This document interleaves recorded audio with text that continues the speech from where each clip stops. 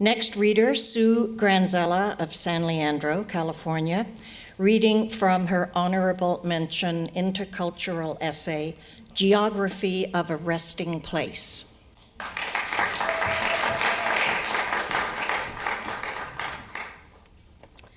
Teaching in inner city Oakland, I once had a 9-year-old student who'd had to put his dead kitten in a dumpster because there was no dirt where he lived.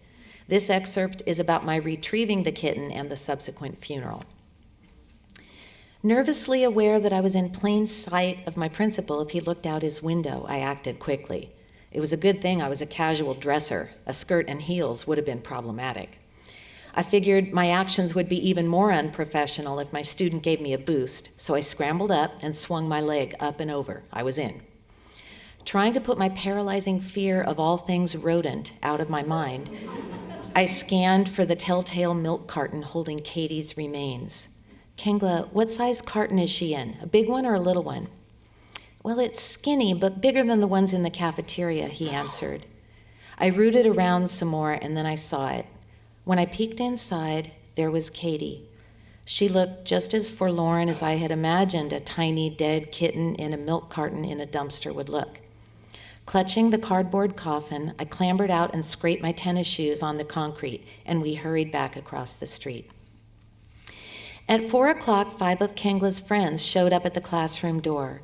I was touched that these boys were willing to sacrifice an afternoon of play in favor of laying to rest a cat they had never met. Kengla's chosen few ran the spectrum of skin tone, and their respective home languages numbered at least 4. But the boys had more in common than in separation, and that day they knew that their friend needed them. Together we headed a couple of blocks down the hill. As we ambled along, I watched the boys and found myself thinking about compassion. They were typical 4th grade boys, often silsive, engaging in occasional recess squabbling. Boys this age were like Jack Russell Terrier puppies.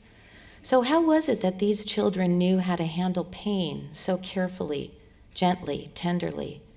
I noticed that there were no tears and there was no talk about Katie. They just quietly accompanied one of their members, this little band of boys, encircling him. On the 10-minute walk past homes with barred windows and black metal security doors, I noticed how peaceful I felt. There was nothing special about the park, not very large, no terrific playground, no remarkable beauty, but it had plenty of dirt. We headed toward the shade under a few redwood trees. It was pretty there, but I headed us in that direction mainly because it seemed out of the way enough that no one would catch us and tell us that we couldn't bury pets in a city park. We grabbed some stray sticks and scraped the ground near the base of a redwood. It took only a minute to dig a hole big enough for the tiny kitten. As Kengla opened the milk carton, one of the boys stopped us. Wait, we should find something soft to put her on, like a little bed. One of the kids found a large leaf and placed it in the bottom of the hole. Then Kengla gently placed Katie on top of the leaf, and we all stood around her in a quiet circle. It was almost time to cover her up.